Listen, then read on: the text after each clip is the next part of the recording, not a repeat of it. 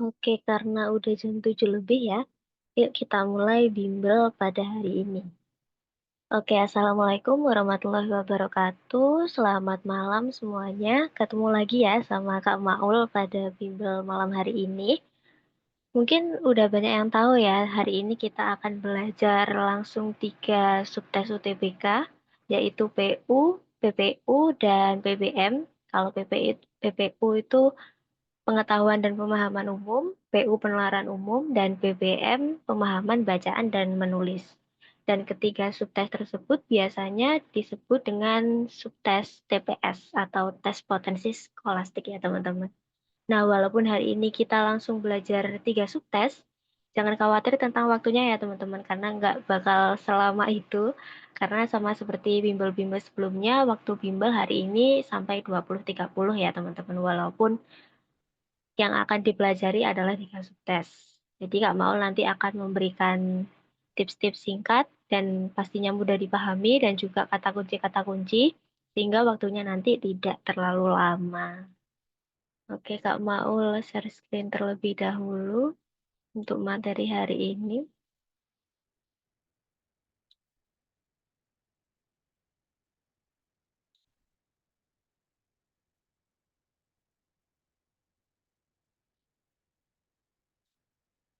Apakah sudah terlihat teman-teman? Atau masih loading? Sudah, Kak.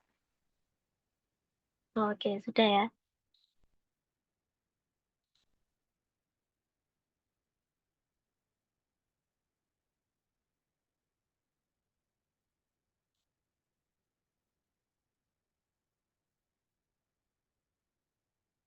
Oke, seperti Kak Maul bilang tadi, kita akan belajar langsung 3 subtes, yaitu PU, PPU, dan PBM. Oke, sama seperti bimbel di sebelumnya, Kak Maul mau mengingatkan untuk 3 subtes UTBK yang akan kita pelajari hari ini itu ada beberapa soal teman-teman. Jadi kalau PU itu ada 30 soal, dibagi jadi penalaran induktif, reduktif, kemudian kuantitatif. Jadi di PU ini kadang ada matematikanya juga teman-teman, ada penjumlahannya juga di penalaran kuantitatif. Kemudian untuk pengetahuan dan pemahaman umum itu 20 soal, kemudian pemahaman bacaan dan menulis ada 20 soal. Dan paling amannya kalian harus mengerjakan maksimal 1 soal 1 menit. Jadi gunakan waktu kalian sebaik mungkin ya teman-teman ketika nanti tes UTBK.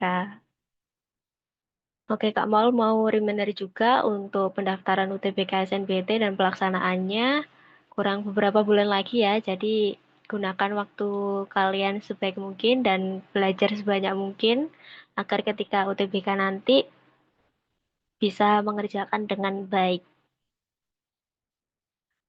Oke, sama seperti sebelumnya, di soal-soal UTBK, di PU, PPU, dan PBM juga memakai model soal seperti ini, teman-teman. Ada 3 model soal. Yang pertama, soal pilihan ganda, A, B, C, D, E. Kemudian ada soal pilihan majemuk kompleks, biasanya ada tabel.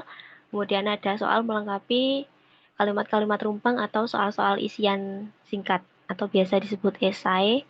Tapi nanti kalian menjawabnya soal-soal dengan jawaban-jawaban yang singkat. Jadi tidak perlu berparagraf-paragraf begitu. Oke, dari Kak Maul ada tips nih mempelajari materi-materi PU, PPU, dan PBM. Nah, untuk PU, penalaran umum, itu kalian harus banyak-banyak mempelajari rumus-rumus penalaran seperti P, Q, R, atau rumus-rumus silogisme, dan lain-lain, dan pola-pola analogi. Karena ini ciri khasnya PU, ada rumus-rumusnya, dan juga ada matematikanya kadang-kadang teman-teman. Jadi di PU ini ada campuran matematikanya juga, jadi kalian harus banyak mempelajari dan menghafal juga rumus-rumus penalaran. Kemudian untuk PPU, banyak-banyak membaca artikel minimal di berita-berita dan mempelajari teori atau jenis-jenis teks, kalimat, dan paragraf. Hampir sama seperti literasi bahasa Indonesia, tapi untuk PPU ini lebih sulit dikit untuk soal-soalnya. Jadi kalian harus mempelajari banyak-banyak teori tentang bahasa di PPU ini. Kemudian untuk PBM, juga banyak-banyak mempelajari tata baku bahasa Indonesia. Nah, kalian bisa mencarinya di website tata bahasa di EYD atau PUEBI. dan sering cek kata baku di KBBI karena kebanyakan di BBM ini sering muncul kata baku, kemudian antonim-antonim, sinonim begitu. Itu tips dari Kak Maul untuk pelajari materi-materi PU, PPU, dan BBM. Apakah sudah siap untuk belajar 3 subtes langsung pada hari ini? Bisa ditulis di kolom chat nih. Sudah, oke. Nanti di setiap subtes seperti PU ada 10 soal, kemudian PPU ada 10 soal, dan BBM ada 10 soal ya teman-teman. Jadi totalnya nanti ada 30 soal yang akan kita pelajari pada hari ini. Oke, kita beralih ke yang penalaran umum terlebih dahulu. Nah, di sini ada grafik dan ada teksnya juga. Kita langsung ke soalnya, manakah pernyataan yang tidak tepat berdasarkan teks di atas? Kira-kira yang mana nih? Jika sudah menemukan jawabannya, bisa langsung ditulis di kolom chat ya.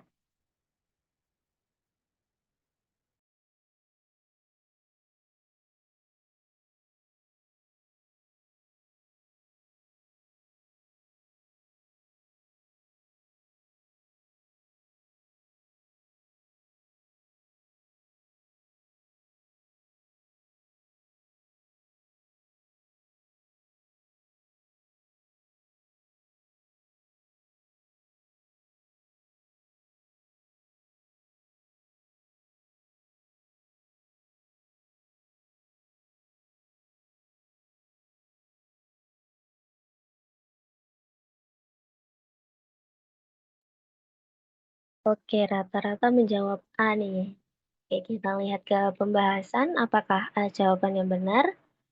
Soalnya adalah manakah pernyataan yang tidak tepat berdasarkan teks di atas. Nah, kita pakai metode seleksi ya, kita ke pilihan jawaban A terlebih dahulu. Rata-rata rumah tangga di Kalimantan mengonsumsi 31,6 kg daging ayam setiap tahun. Nah, kita cocokkan ke teks apakah sesuai.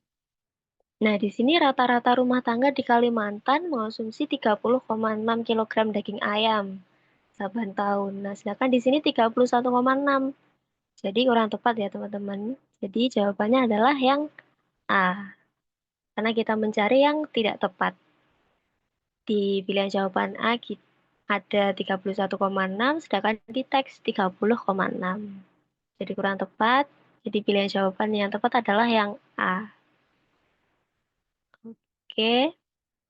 Untuk B, C, dan D, E juga sesuai dengan yang ada di teks. Bisa kalian lihat juga di garis-garis yang hijau ini, sudah sesuai dengan yang ada di teks. Oke, kita beralih ke nomor 2, masih dengan teks yang sama. Jika tingkat konsumsi daging ayam tinggi, maka harga daging ayam murah. Tingkat konsumsi daging ayam tinggi. Nah, kesimpulan yang tepat untuk pernyataan di atas adalah, nah kira-kira apa nih?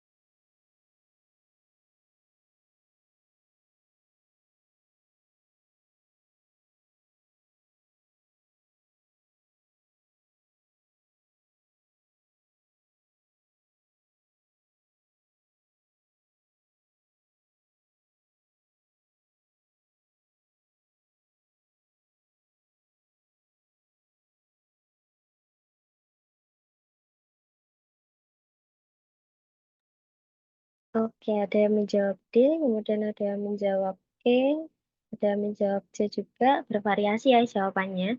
Oke, kita lihat ke pembahasan, kira-kira mana jawaban yang benar. Nah, di sini ada premis ya, teman-teman. Ada sebuah premis atau ada sebuah pernyataan. Jika tingkat konsumsi daging ayam tinggi, maka harga daging ayam murah. Kemudian, premis kedua, tingkat konsumsi daging ayam tinggi. Nah, kita harus mencari kesimpulan yang tepat untuk pernyataan di atas. Nah, kita bisa menggunakan rumus seperti ini teman-teman, pernyataan satu atau premis satu, P berimplikasi Q. Kemudian pernyataan 2 itu P. Nah, jadi kesimpulannya adalah nanti Q. Nah, kita asumsikan P itu jika tingkat konsumsi daging ayam tinggi, maka harga daging ayam murah. Kemudian Q, tingkat konsumsi daging ayam tinggi. Nah, jadi ini ya. Di pernyataan pertama, kita sebut dengan P. Kemudian pernyataan kedua atau premis kedua, kita sebut Q. Jadi untuk kesimpulannya nanti adalah yang Q. Jadi kesimpulannya adalah harga daging ayam murah. Oh, sebentar.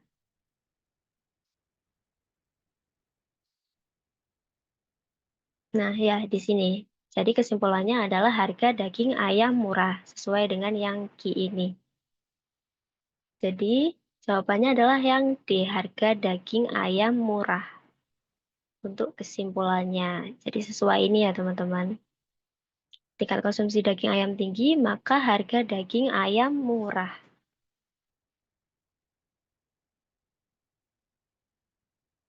Jadi jawaban yang betul adalah yang D. Nah, di sini juga ada tips teman-teman, jika pilihan jawabannya itu hanya ada satu kalimat, jadi A, B, C, D, E ini hanya ada satu kalimat seperti ini, itu kalian bisa pakai rumus kesimpulan seperti ini teman-teman. Jadi nanti kalau ketemu soal yang pilihan jawabannya cuma ada satu kalimat, langsung pakai yang kesimpulan.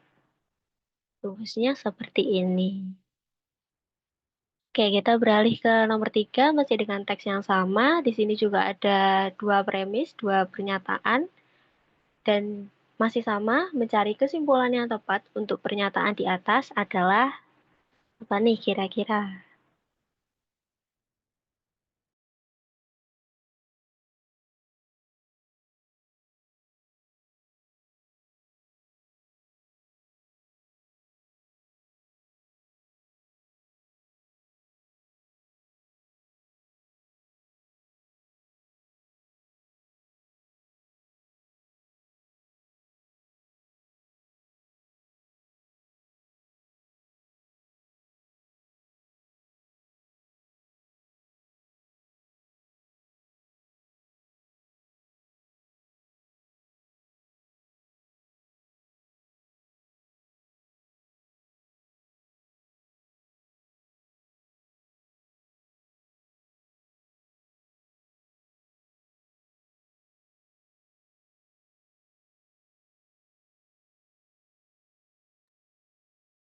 Oke, banyak yang menjawab C, kemudian ada yang menjawab B.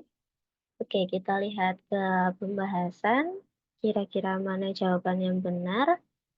Nah, di sini ada dua premis ya, teman-teman. Jika tingkat konsumsi daging ayam tinggi, maka daging ayam menjadi komoditas pangan sehari-hari yang lebih utama. Kemudian ada lagi yang kedua, jika daging ayam menjadi komoditas pangan sehari-hari yang lebih utama, maka harga daging ayam murah. Nah, tips yang kedua adalah jika pilihan jawabannya ada beberapa kalimat seperti ini, teman-teman, kalian pakai rumus silogisme. Rumus silogisme itu yang kayak gimana? Nah, gini teman-teman untuk silogisme. Jadi, P berimplikasi ke R.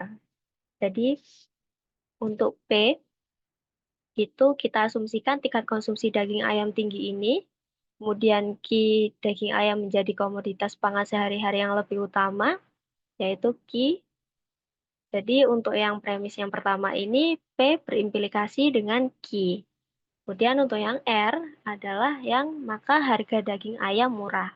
Nah untuk yang kedua ini, pernyataan kedua ini adalah Q berimplikasi dengan R. Jadi untuk kesimpulannya adalah pakai rumus silogisme, P berimplikasi dengan R.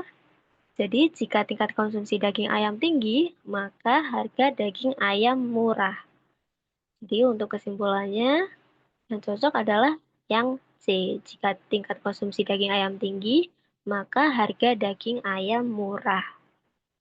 Di jawaban yang tepat adalah yang C. Kalian bisa menggunakan rumus silogisme Selain ada rumus kesimpulan seperti tadi, ada juga rumus silogisme, teman-teman. Jadi kalian bisa pakai dua rumus sesuai dengan apa yang dimau soal. Oke, kita beralih ke nomor 4. Masih dengan teks yang sama, berdasarkan grafik di atas, berikut adalah kemungkinan jika jumlah konsumsi daging ayam di Pulau Jawa adalah 32 kg per tahun. Kira-kira mana nih kemungkinannya?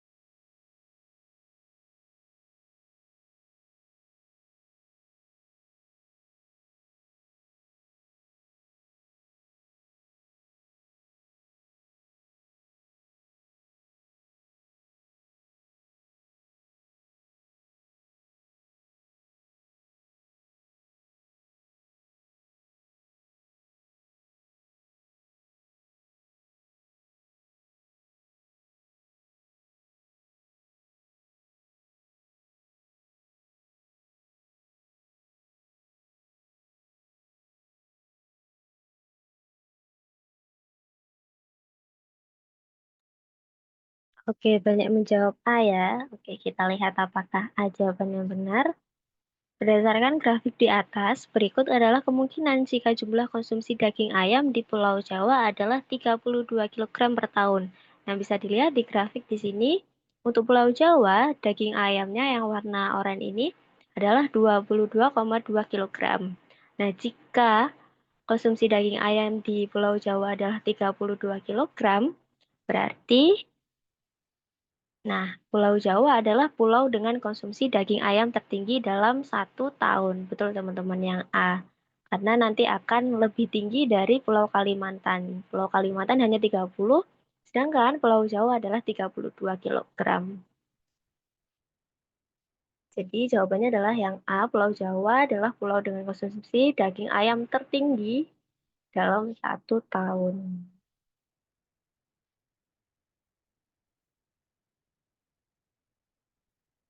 Oke, kita beralih ke nomor 5. Berdasarkan grafik di atas, Pulau Maluku dan Papua akan menempati posisi terakhir jika, nah bisa dilihat di grafik ini ya teman-teman, ini juga ada situasi jika Pulau Maluku dan Papua menempati posisi terakhir jika,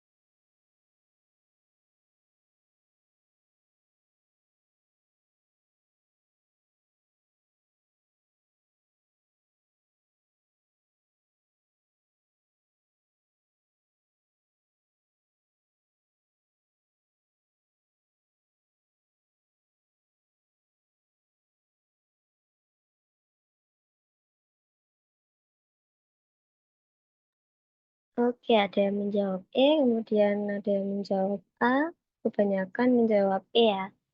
Oke, kita lihat ke pembahasan. Berdasarkan grafik di atas, Pulau Maluku dan Papua akan menempati posisi terakhir jika kita lihat yang A terlebih dahulu ya. Pulau Kalimantan tidak diikutsertakan dalam grafik. Nah, ini tidak berpengaruh apa-apa walaupun Pulau Kalimantan tidak diikutsertakan dalam grafik. Pulau Maluku dan Papua masih jadi yang sama dengan grafik ini ya teman-teman. Jadi tidak berpengaruh. Kemudian kita ke yang B.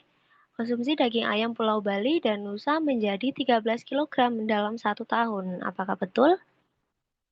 Nah, kurang tepat juga ya teman-teman. Jadi Pulau Bali dan Nusa Yang terakhir bukan Pulau Maluku dan Papua, jadi ya sama saja. Dan kita beralih ke C, konsumsi daging sapi Pulau Jawa menjadi 0,8 kg dalam 1 tahun. Ini juga kurang tepat, jadi walaupun jadi 0,8, Pulau Maluku dan Papua serta Sulawesi itu tetap jadi yang terakhir, karena sama ya untuk konsumsi daging sapinya. Kemudian yang D, harga daging ayam lebih murah dari harga daging sapi. Ini juga kurang tepat karena kurang spesifik untuk angkanya di berapa konsumsinya, jadi kurang tepat juga. Nah, karena A, B, C, D ini kurang tepat, maka pilihan jawaban yang terakhir adalah E.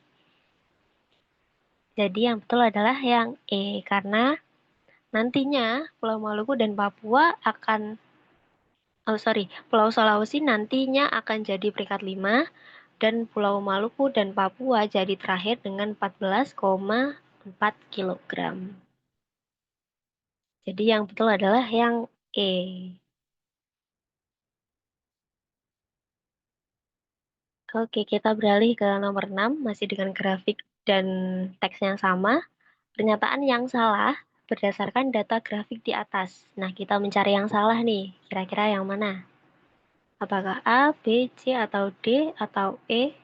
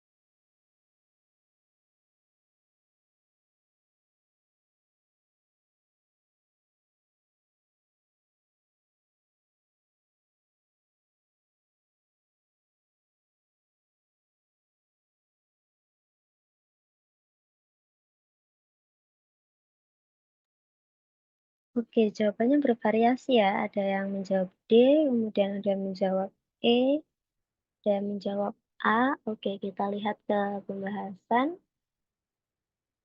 Pernyataan yang salah berdasarkan data grafik di atas adalah, nah kita pakai metode seleksi ya teman-teman, kita ke A yang terlebih dahulu. Sulawesi berada di urutan terakhir dalam grafik konsumsi daging dalam setahun. Apakah betul sesuai grafik? Nah, betul ya teman-teman. Sulawesi berada di urutan terakhir dalam grafik konsumsi dalam setahun. Jadi pernyataan yang A ini betul, tapi kita mencari yang salah sesuai dengan yang ada di soal. Jadi yang A ini kurang tepat. Dan kita ke B, Maluku dan Papua mengonsumsi sebanyak 0,6 kg daging sapi dalam setahun. Apakah sesuai dengan teks? Nah, sesuai ya teman-teman, 0,6 kg dalam setahun. Jadi yang B ini juga pernyataannya betul, tapi kita mencari yang salah. Jadi yang B ini kurang tepat. Kemudian kita beralih ke C. Persentase mengonsumsi daging ayam lebih tinggi daripada daging sapi.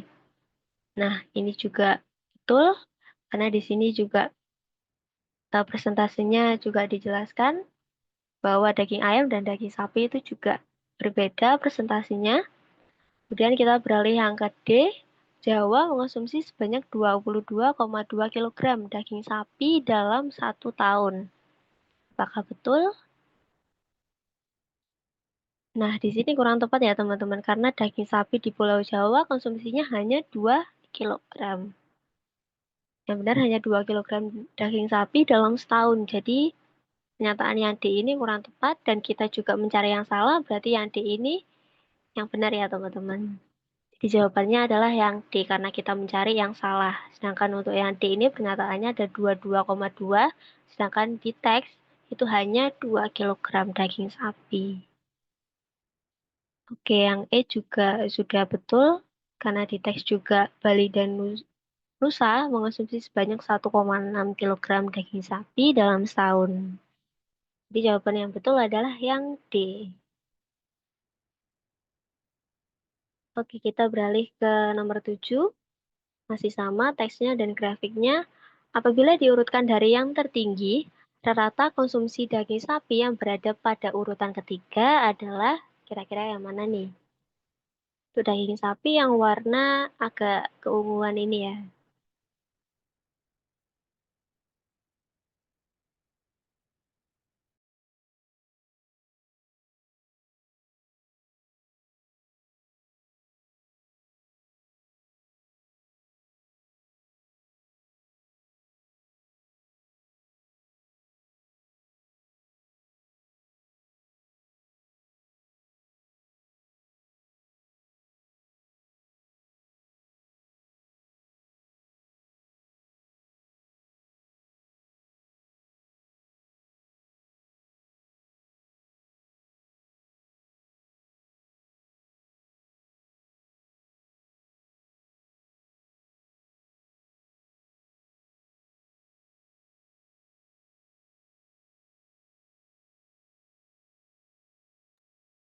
Oke, jawabannya bervariasi. Ada yang D, kemudian ada yang E, kemudian ada yang B. Oke, kita lihat ke pembahasan. Kira-kira mana yang benar? Apabila diurutkan dari yang tertinggi, rata konsumsi daging sapi yang berada pada urutan ketiga adalah, nah yang daging sapi adalah yang agak keungguan ini ya teman-teman. Untuk peringkat pertama itu ada Pulau Jawa dengan 2 kilogram. Kemudian untuk peringkat keduanya adalah Bali dan Nusa dengan 1,6 kilogram. Nah, peringkat ketiganya adalah Sumatera dengan 1,1 kilogram. Jadi yang betul adalah yang D, Sumatera. Untuk peringkat ketiga, rata konsumsi daging sapi tertinggi. Oke, kita beralih ke nomor 8. Apa ide pokok dari paragraf pertama teks di atas? Nah, kalian fokus ke paragraf pertama ya.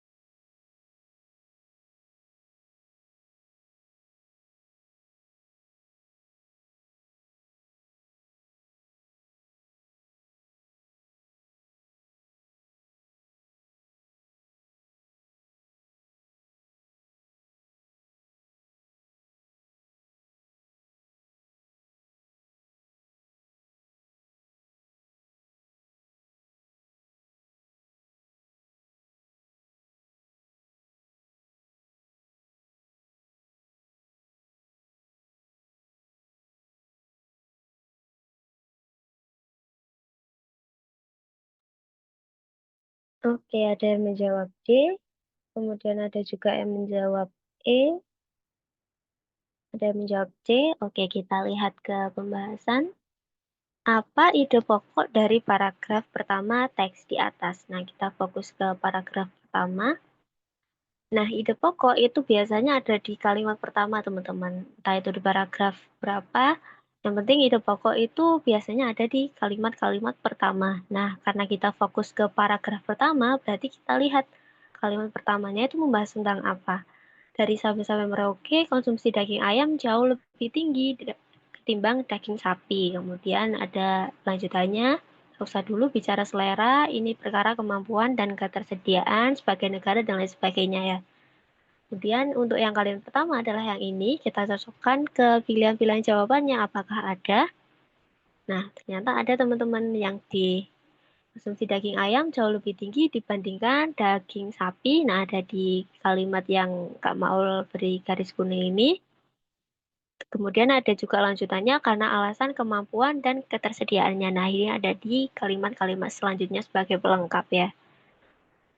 Jadi untuk ide pokok dari paragraf pertama itu adalah yang D, ada di kalimat pertama dan kalimat-kalimat selanjutnya sebagai pelengkap.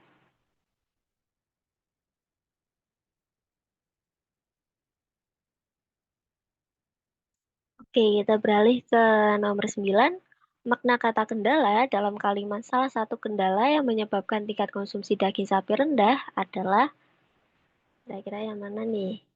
Kalian bisa cek juga di KBBI makna kata kendala itu apa. Kemudian cocokkan juga dengan pilihan-pilihan jawaban ini kira-kira mana yang benar.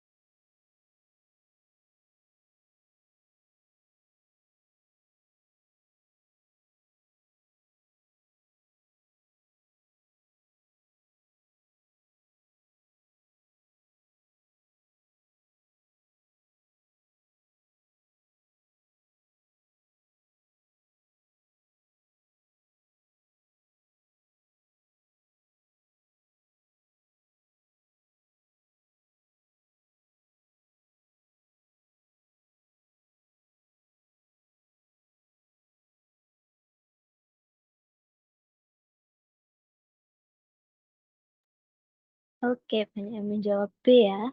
Oke, kita lihat ke pembahasan. Makna kata kendala dalam kalimat salah satu kendala yang menyebabkan tingkat konsumsi daging sapi rendah adalah, nah di sini ya, untuk kalimatnya salah satu kendala titik-titik sampai maksimal ini. Nah di KBBI kendala itu maknanya adalah halangan, rintangan, atau kendala, atau bisa juga faktor atau keadaan yang membatasi atau menghalangi. Nah, yang cocok dengan makna kata kendala di pilihan jawaban ini adalah yang B, teman-teman. Hambatan atau penyebab sulitnya sesuatu terjadi. Nah, ini sama dengan halangan atau rintangan atau keadaan yang menghalangi. Jadi makna kata kendala di sini adalah hambatan atau penyebab sulitnya sesuatu itu terjadi. Di jawabannya adalah yang B. Oke, kita beralih ke nomor 10. Ini yang terakhir untuk yang penalaran umum. Apa hubungan antara harga daging sapi dan tingkat konsumsinya menurut teks? Bisa dicek juga di teksnya kira-kira apa nih jawabannya.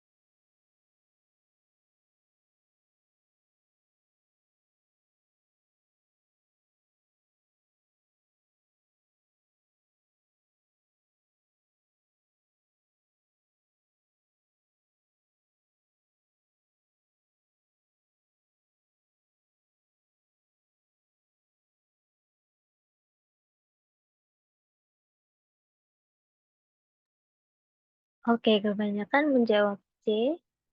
Kita lihat ke pembahasan. Hubungan antara harga daging sapi dan tingkat konsumsinya menurut teks itu betul teman-teman. C. Harga daging sapi yang mahal menjadi salah satu penyebab rendahnya konsumsi. Nah, ada di paragraf keberapa? Nah, ada di paragraf kedua. Nah, bisa kalian lihat di sini salah satu kendala yang menyebabkan tingkat konsumsi daging sapi rendah adalah sistem produksi sapi lokal yang belum modern. Membuat capaian produksi tidak maksimal, kendala lainnya adalah harga. Nah, di sini juga disebutkan ada harga daging sapi yang mahal. Jadi salah satu penyebab rendahnya konsumsi dari daging sapi. Jadi jawaban yang betul adalah yang C. Oke, untuk yang penalaran umum sudah selesai untuk latihan teksnya, kita beralih ke PPU, pengetahuan dan pemahaman umum, ada 10 soal juga. Kita langsung ke soal yang pertama. Nah, di sini ada teori tentang suntingan teks ya, teman-teman. Jadi kalian harus memahami juga tentang suntingan teks. Suntingan yang tepat untuk judul teks di atas adalah kira-kira yang mana nih? Judul teks yang benar.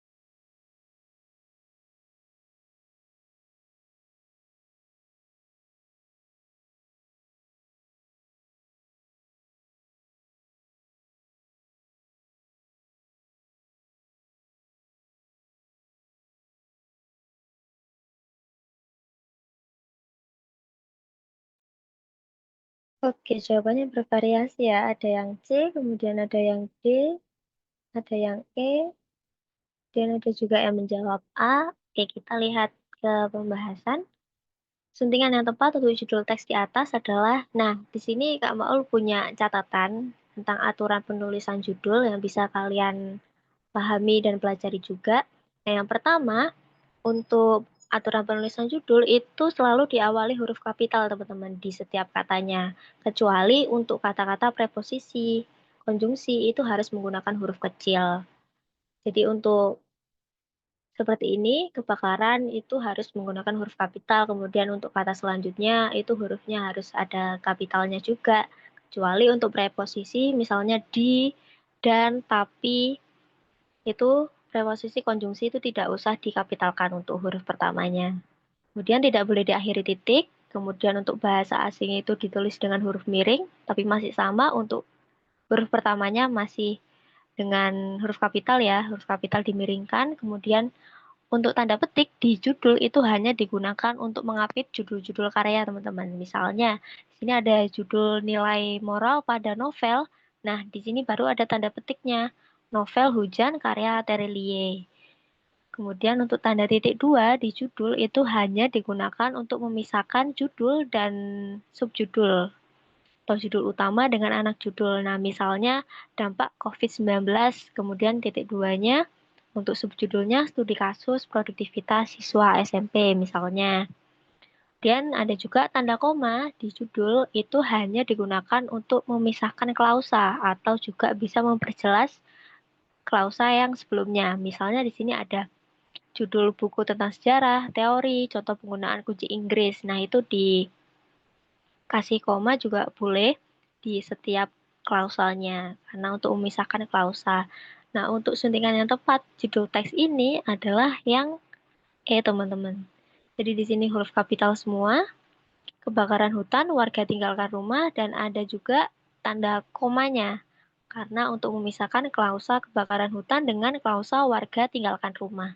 Kalau untuk yang titik dua ini kurang tepat karena ini bukan judul dan subjudul, melainkan sama-sama judul utama, tapi untuk yang warga tinggalkan rumah ini adalah penjelasnya atau pelengkapnya. Jadi yang betul adalah yang E, sama-sama kapital semua.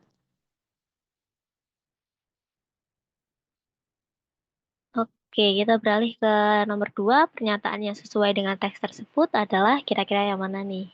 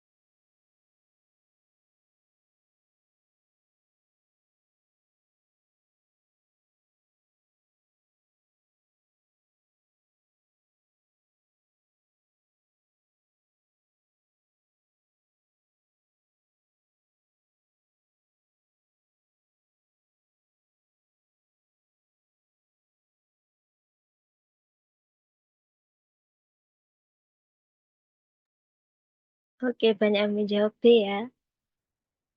Oke, kita lihat ke pembahasan. Pernyataan yang sesuai dengan teks tersebut adalah, kita lihat yang A dulu. Warga menyarankan untuk berhati-hati saat evakuasi. Apakah ada di teks? Nah, di sini dijelaskan bahwa bukan warga ya teman-teman yang bilang untuk berhati-hati, melainkan kepolisian. Jadi untuk yang A ini kurang tepat, kita beralih ke B. Warga mengalami luka bakar saat melarikan diri. Apakah sesuai dengan teks? Nah, di sini juga sesuai ya teman-teman. Sejumlah warga mengalami luka bakar saat melarikan diri. Jadi pernyataan yang sesuai adalah yang B. Ada di kalimat ini. Sejumlah warga mengalami luka bakar saat melarikan diri. Untuk yang C juga kurang tepat karena di teks disebutkan bahwa yang 100.000 itu bukan warga meninggalkan California, tapi 100.000 itu adalah kota berpenduduk atau jumlah penduduknya. Kemudian yang D juga kurang tepat, api mengancam sekitar 100.000. Nah, ini juga kurang tepat karena di sini dijelaskan bahwa 1.900 bangunan yang terancam rusak, bukan 100.000. Yang E juga kurang tepat karena kebakaran terjadi di luar Vakafil, bukan di dalam Vakafil. Yang betul adalah yang B. Oke, kita beralih ke nomor 3. Kalimat utama teks tersebut terdapat pada kalimat kira-kira di kalimat keberapa nih?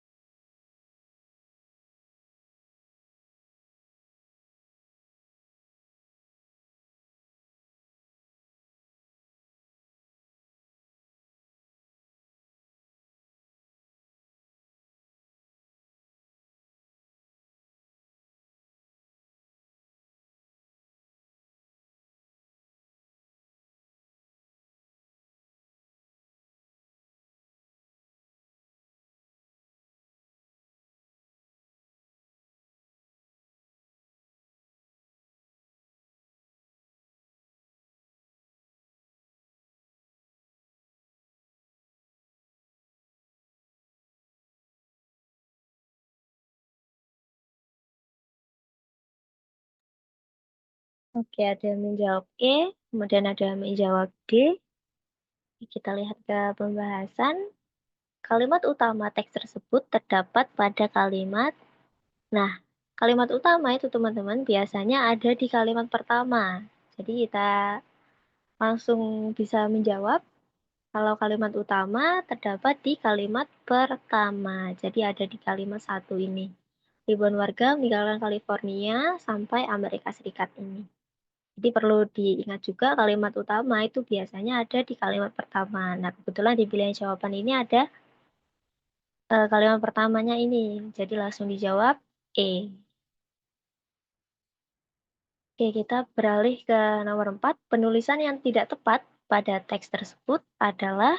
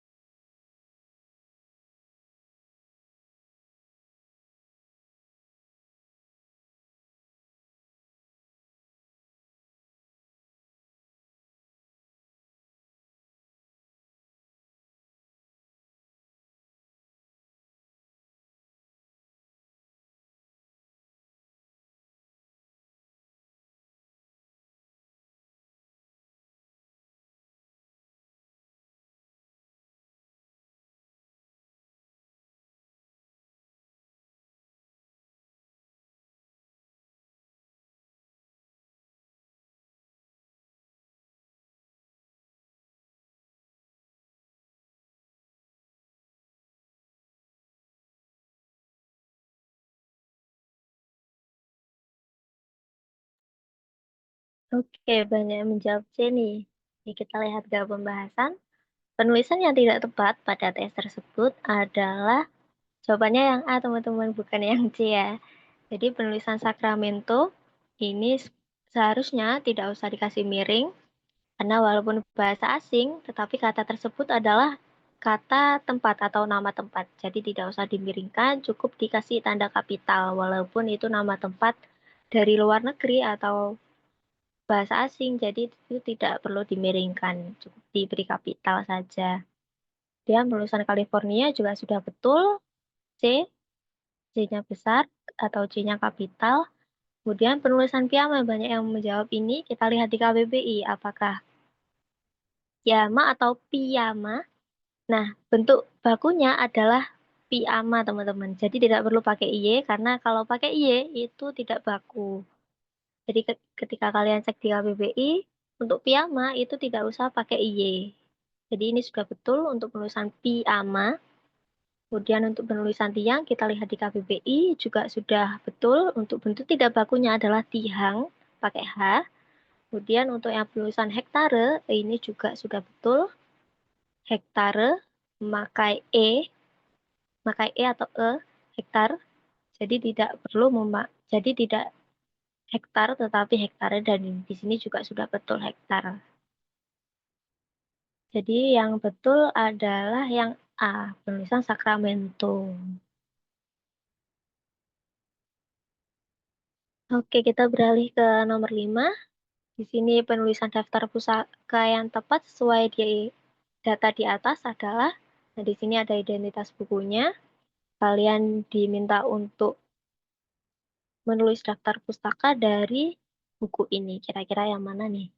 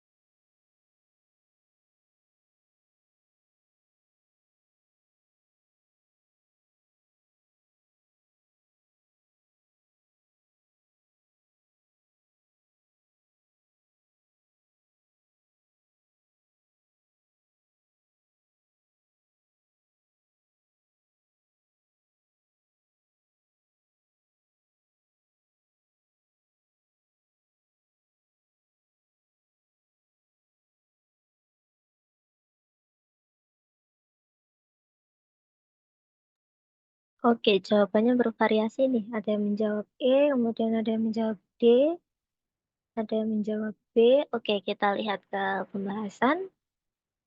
Penulisan daftar pustaka yang tepat sesuai data di atas adalah, nah perlu diperhatikan teman-teman, untuk penulisan daftar pustaka itu kalian bisa menggunakan ini. Singkatannya adalah Nata Jukope, yaitu nama, tahun, judul, kota, dan pengarang. Nah, untuk nama itu dibalik ya teman-teman. Jadi seperti ini, Ulum A Saif jadi Saif A Ulum.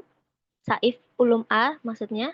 Kemudian tahun, kemudian judul itu wajib dimiringkan. Entah itu dari bahasa asing atau dari bahasa Indonesia itu wajib dimiringkan. Kemudian kota, kemudian pengarang atau penerbit. Jadi untuk penulisan daftar pustaka Nata Jukope ini, dan catatan khususnya adalah jika buku itu ditulis oleh 2 orang atau lebih, nama penulis kedua, ketiga, keempat, dan seterusnya itu tidak usah dibalik. Jadi tetap seperti Febrianti Almera ini tetap Febrianti Almera, jadi tidak usah dibalik. Untuk yang dibaliknya itu hanya di penulis pertama. Jadi yang betul ini adalah yang D, Saif Ulum A, dan Febrianti Almera tidak usah dibalik, kemudian ada tahun, kemudian judul itu dimiringkan ya teman-teman, wajib dimiringkan, kemudian kota, kota penerbit yaitu Bandung, dan penerbitnya adalah Strong From Home Publishing. Jadi untuk yang betul adalah yang D. Jadi judul ini harus wajib dimiringkan.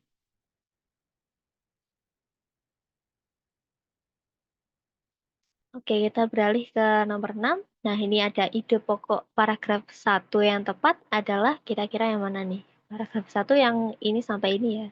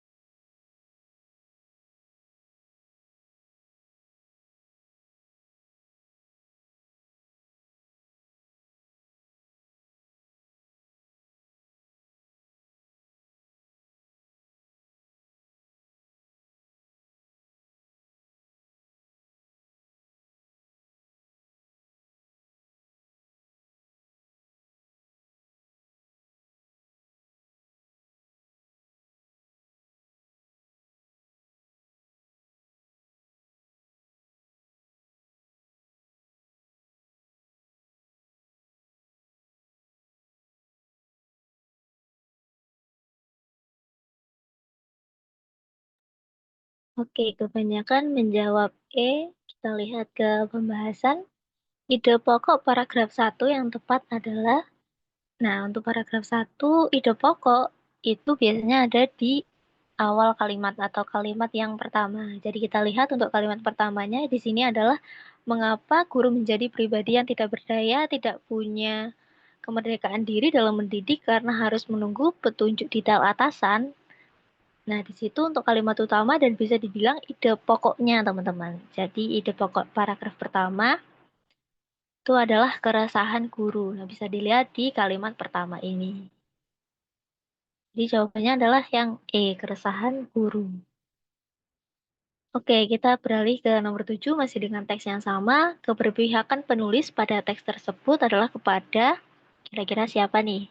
Lebih memihak ke siapa penulis tersebut?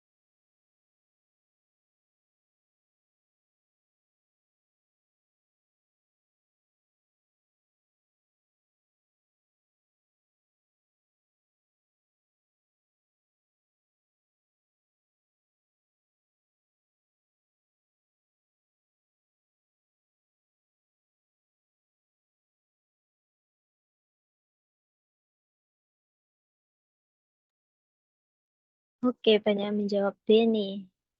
Kita lihat ke pembahasan keberpihakan penulis pada teks tersebut kepada, dan sudah jelas ya teman-teman, kepada guru. Nah, di sini juga sering disebutkan kata guru, guru, guru. Jadi untuk keberpihakan penulis itu lebih memihak kepada guru. Jadi jawaban yang betul adalah yang B, guru.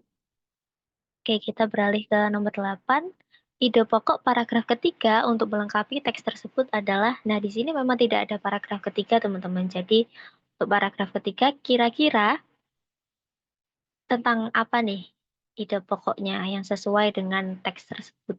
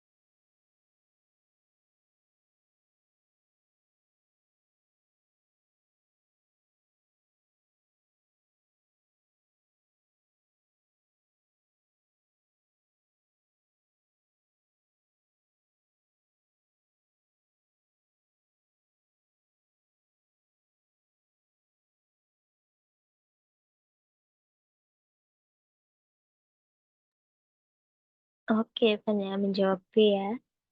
Kita lihat ke pembahasan, ide pokok paragraf 3 untuk melengkapi teks tersebut adalah, nah di sini paragraf ketiganya masih belum ada, jadi kira-kira ide pokok untuk paragraf ketiga itu adalah yang B. Saran kepada pemerintah untuk menanggapi keresahan guru. Jadi sesuai juga dengan dan nyambung juga dengan paragraf kedua. Ini juga ada kata pemerintahnya. Jadi untuk yang paragraf ketiga itu juga harus menjelaskan tentang pemerintah juga. Jadi untuk yang benar adalah saran kepada pemerintah untuk menanggapi keresahan guru. Jadi jawaban yang betul adalah yang B. Kita beralih ke nomor 9, antonim dari kata bersungut-sungut pada kalimat ke-6 adalah, nah kira-kira apa nih? Bisa dicek juga di KBBI, bersungut-sungut itu apa, kemudian dicari antonim atau lawan kata dari bersungut-sungut tersebut.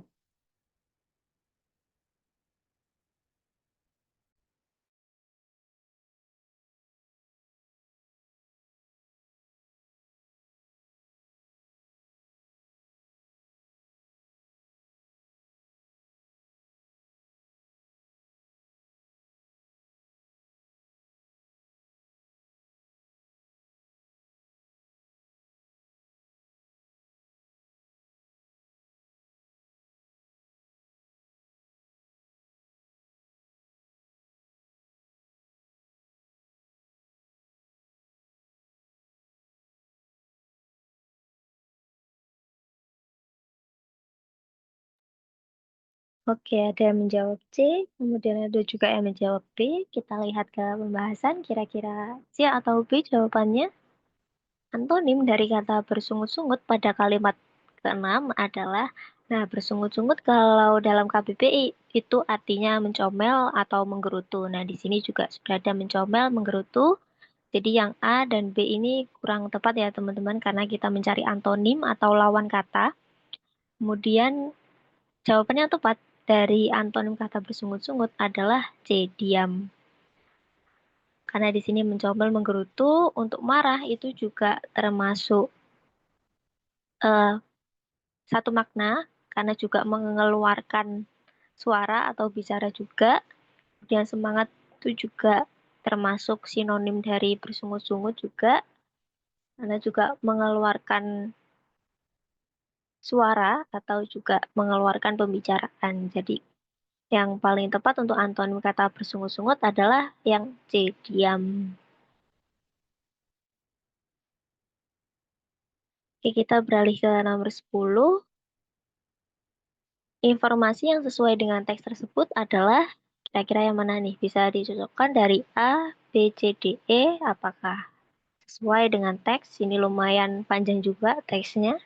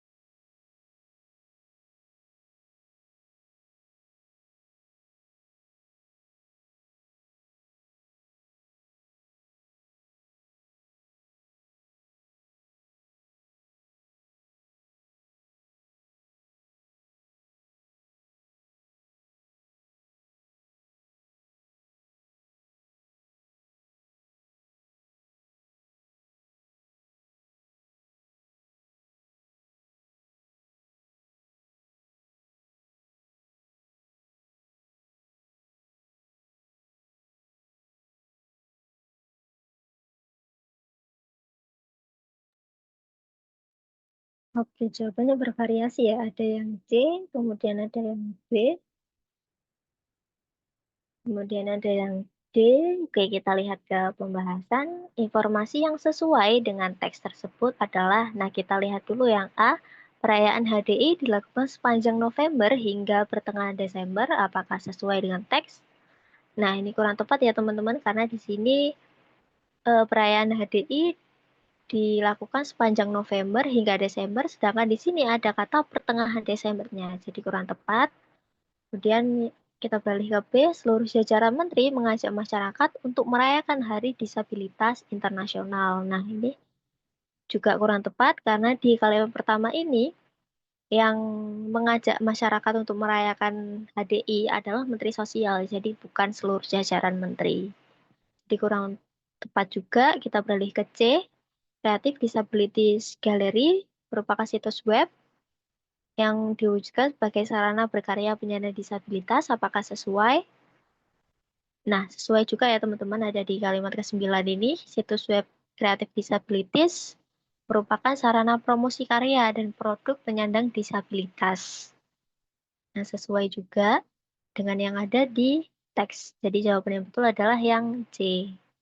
Untuk yang D, itu kurang tepat karena di kalimat ke-6 ini, kegiatan perayaan HDI dilakukan secara daring atau secara virtual. Sedangkan di sini ada tulisan luringnya juga. Jadi kurang tepat. Kemudian yang E juga kurang tepat karena di kalimat ke-10 itu masyarakat bukan memberikan kritik, tetapi masyarakat itu dapat mengenal lebih dekat dengan para penyandang disabilitas. Jadi jawaban yang betul adalah yang C. Oke, untuk PPU sudah selesai. 10 soal, kita beralih ke PPM. Maaf, ini ada typo-nya.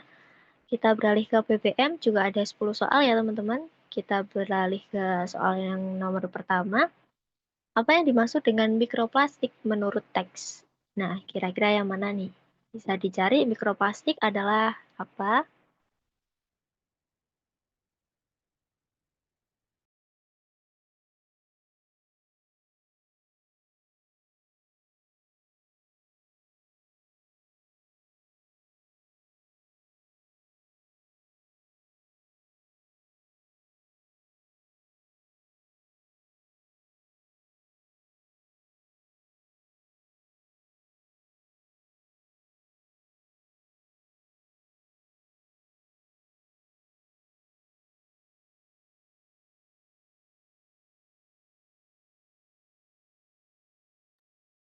Oke, banyak yang menjawab B nih.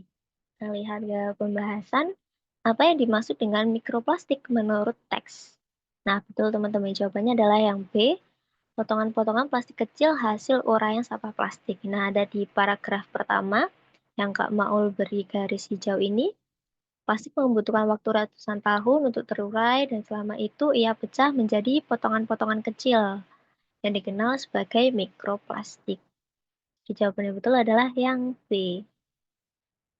Oke, kita beralih ke nomor 2 masih dengan teks yang sama. Perhatikan kata nomor 1 pada bacaan. Bagaimana seharusnya penulisan kata tersebut agar sesuai dengan kaidah bahasa Indonesia yang benar. Nah, kata yang pertama ini dampak ini teman-teman. Kira-kira perlu diperbaiki atau diperbaiki dengan diberi tanda petik atau diberi kapital di depannya. Kira-kira yang mana nih?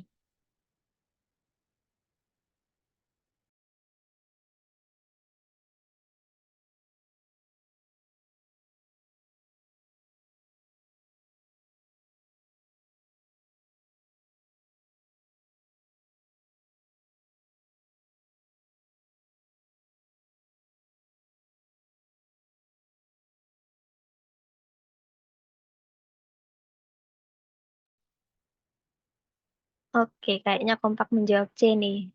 Oke, kita lihat ke pembahasan apakah C jawaban yang benar. Nah, di sini ada kata dampak dengan huruf-hurufnya huruf miring ya. Jadi perbaikan yang benar adalah yang C, betul dampak. Jadi tidak usah diberi huruf miring, karena huruf miring itu digunakan untuk kata-kata yang berasal dari bahasa asing ya teman-teman. Jadi dampak ini merupakan bahasa Indonesia, bukan bahasa asing, jadi tidak perlu dimiringkan. Oke, kita beralih ke nomor 3, bagaimana sampah plastik mengancam organisme laut.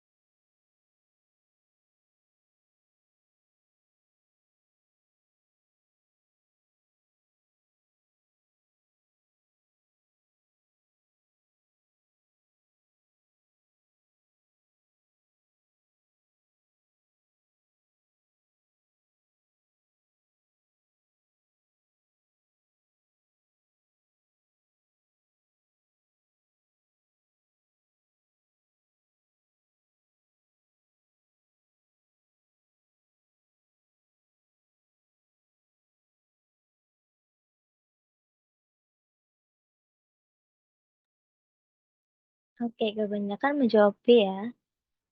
Oke, langsung ke pembahasan bagaimana sampah plastik mengancam organisme laut. Nah, betul teman-teman, jawabannya adalah yang B, menyebabkan masalah pencernaan, kelaparan, dan bahkan kematian. Ada di teks juga, ada di paragraf pertama, kalimat terakhir ada di sini, organisme laut, mulai dari plankton hingga paus, keliru mengonsumsi plastik ini menyebabkan masalah pencernaan, kemudian kelaparan juga sesuai, dan bahkan kematian juga sesuai.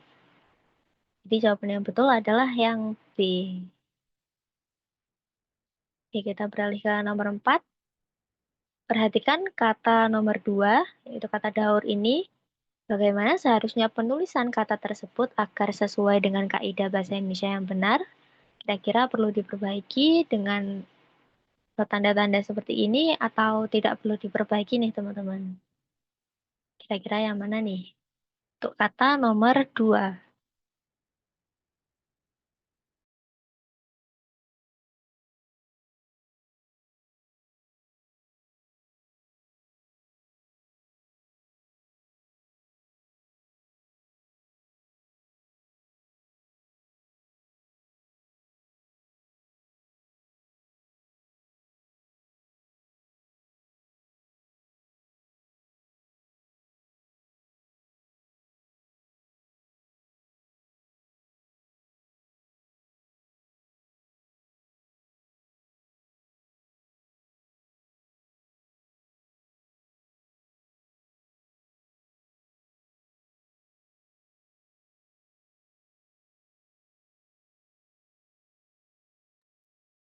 Oke, kompak menjawab C nih. Oke, kita lihat apakah C jawabannya benar. Kata kedua itu daur. Nah, itu perlu diperbaiki teman-teman dengan tidak usah memberi tanda miring karena seperti yang sebelumnya, huruf miring itu digunakan untuk kata-kata dari bahasa asing. Jadi ini tidak usah dimiringkan menjadi daur begitu saja. Jadi untuk nomor 4 jawabannya adalah yang C, tanpa harus dimiringkan. Kita beralih ke nomor 5, mengapa mikroplastik menjadi kekhawatiran serius bagi kesehatan manusia? Kira-kira yang mana nih? Bisa dilihat juga di teks, kira-kira ada di paragraf keberapa?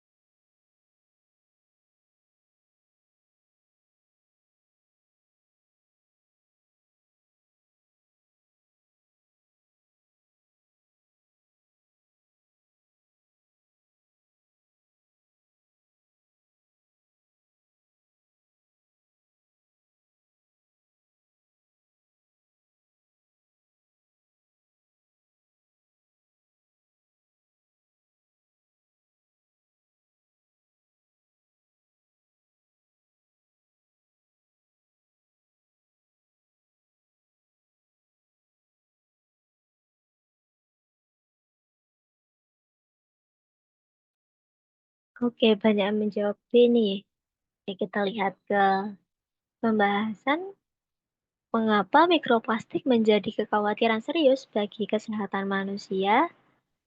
Nah, betul teman-teman, jawabannya adalah yang B, karena dapat masuk ke dalam rantai makanan melalui ikan dan makanan laut. Nah, ada di paragraf kedua ya. Ada di sini, mikroplastik yang mencemari lautan dapat masuk ke dalam rantai makanan manusia melalui ikan dan makanan laut lainnya. Nah, juga di sini diperjelas dengan kalimat selanjutnya, hal ini menimbulkan kekhawatiran serius tentang dampak jangka panjang terhadap kesehatan manusia. Jadi jawaban yang betul adalah yang B. Oke, kita beralih ke nomor 6. Perhatikan kata nomor 3, masyarakat ini ya. Bagaimana seharusnya penulisan kata tersebut agar sesuai dengan kaidah bahasa Indonesia yang benar? Apakah perlu diperbaiki dengan cara-cara seperti ini atau tidak perlu diperbaiki? Kira-kira yang mana nih?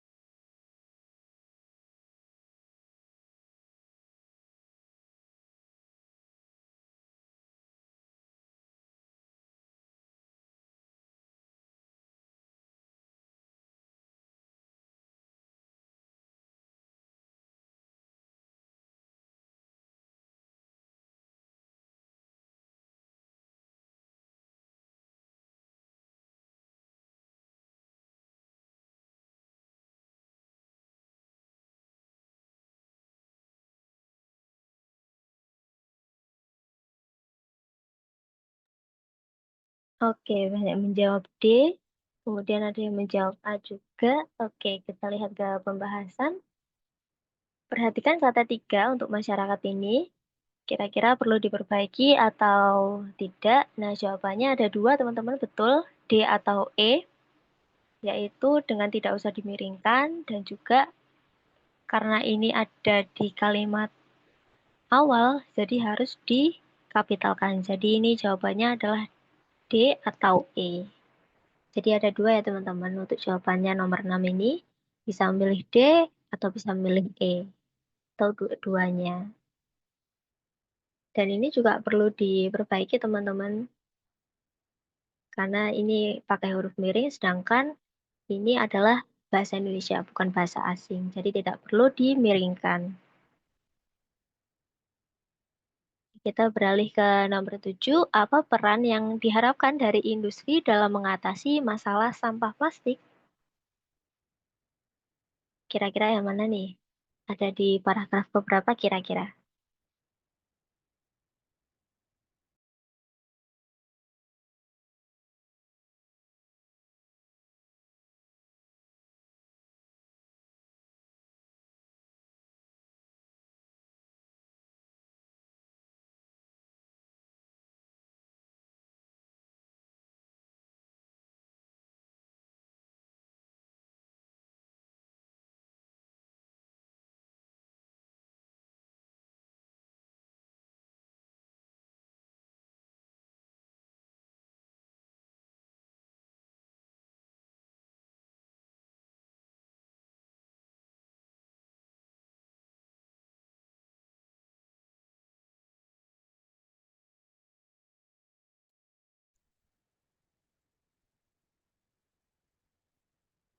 Oke, banyak yang menjawab B ya.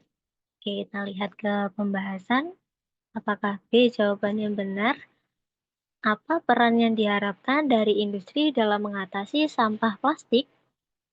Nah, di sini dijelaskan bahwa industri harus mengembangkan alternatif material yang lebih ramah lingkungan. Nah, kira-kira cocok dengan pilihan jawaban yang mana? Nah, betul teman-teman. Cocok dengan pilihan jawaban yang B, mengembangkan alternatif material yang lebih ramah lingkungan. Jadi sesuai juga dengan yang ada di teks. Oke, kita beralih ke nomor 8. Peran apa yang diharapkan dari masyarakat dalam mengatasi sampah plastik? Kira-kira apa nih?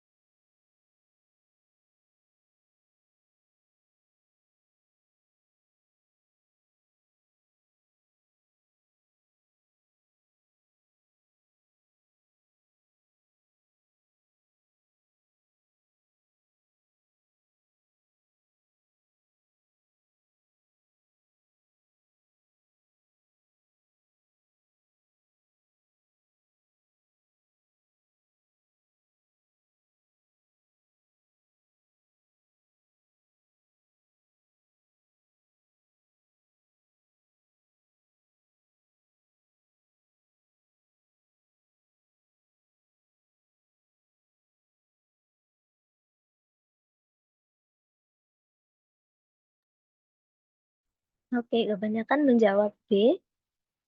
Kita langsung ke pembahasan apakah B jawaban yang benar.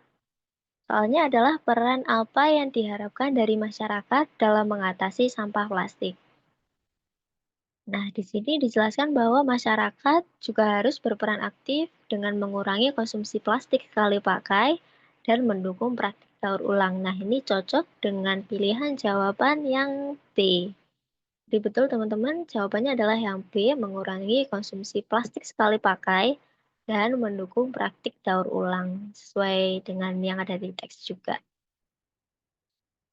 Oke, kita beralih ke nomor 9. Perhatikan kata nomor 4 pada bacaan, bagaimana seharusnya penulisan kata tersebut agar sesuai dengan kaidah bahasa Indonesia yang benar. Nah, kata keempat di sini masa depan kira-kira perlu diperbaiki atau tidak?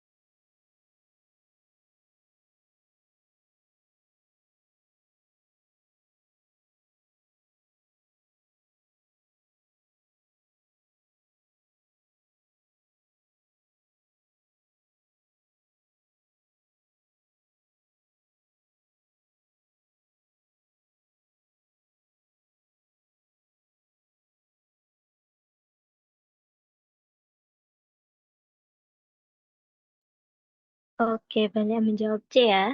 Oke, kita lihat ke pembahasan. Kata keempat yaitu masa depan ini perlu diperbaiki atau tidak. Nah, ini perlu diperbaiki ya teman-teman karena di sini adalah bahasa Indonesia jadi tidak perlu dimiringkan. Nah, jadi pembanahannya adalah yang C, masa depan. Dan ini juga bukan awal kalimat walaupun di sebelumnya itu ada koma, tapi ini bukan awal kalimat jadi tidak perlu huruf kapital di depannya. Jadi yang betul adalah yang C, masa depan tanpa dimiringkan. Sama seperti yang sebelum-sebelumnya ya teman-teman. Oke, kita beralih ke nomor 10. Pernyataan yang paling tepat mengenai polusi yang masif akibat sampah plastik adalah kira-kira yang mana nih?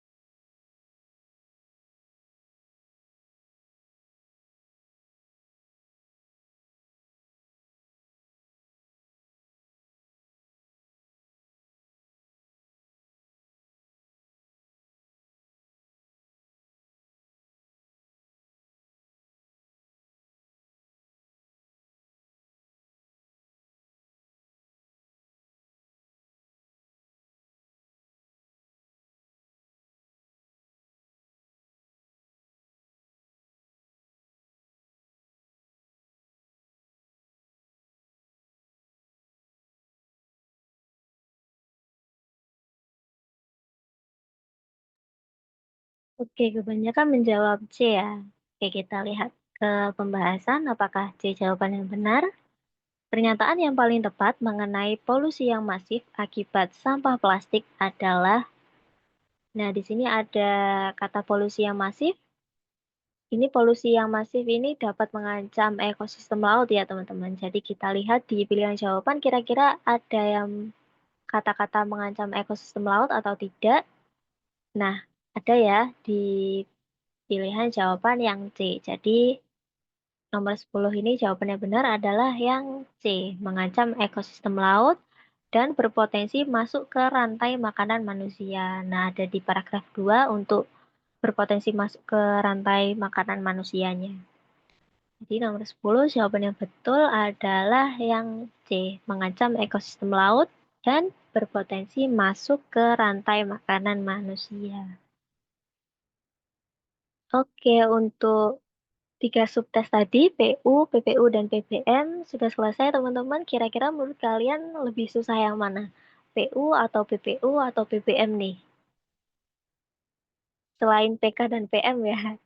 Kira-kira mana yang menurut kalian lebih susah? PU atau PPU atau PBM?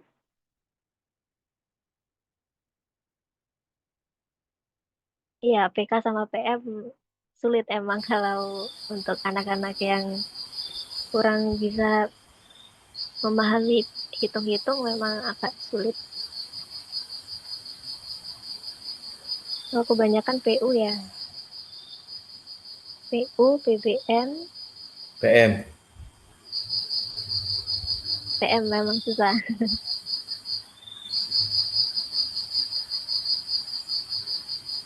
PU dan PK. Oke, BBM juga banyak yang mengecoh ya teman-teman. Dan lumayan harus butuh konsentrasi dan detail yang tinggi untuk BBM. Kemudian PU juga ada matematikanya sedikit, jadi nanti jangan kaget ya teman-teman kalau di PU menemukan soal-soal matematika atau soal-soal berhitung, karena pasti ada kuantitatifnya di sana. Oke, bahasa Inggris. Bahasa Inggris memang agak susah. Kayaknya semua subtes memang susah ya teman-teman. Jadi harus perlu belajar yang giat dan mulai persiapan latihan-latihan soal seawal mungkin dan sedini mungkin. PU ngejebak, oh ya betul.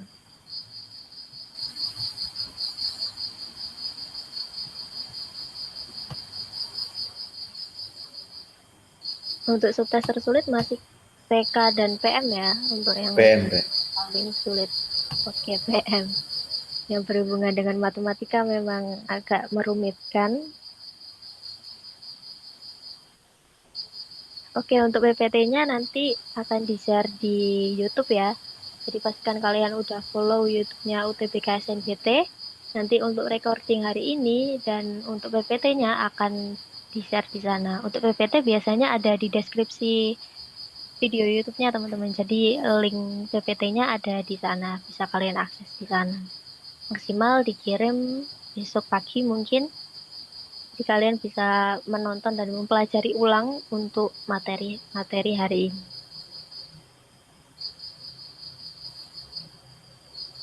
Oke, karena sudah 20.30 ya, Kak mau lahiri untuk bimbel hari ini. Semoga kalian masuk PTN-PTN dan kampus-kampus sesuai impian kalian ya. Jadi harus belajar giat Amin. UTBK dan juga SNBP. Jadi mari usahakan PTN-PTN impian kalian itu. Oke, Kak mau lahiri untuk bimbel hari ini. Terima kasih semuanya, semangat belajar dan selamat berakhir pekan. Wassalamualaikum warahmatullahi wabarakatuh. Selamat malam semuanya. Waalaikumsalam warahmatullahi wabarakatuh. Makasih, Kak. Sama-sama. Semangat, semangat. Makasih, Kak. Sama-sama.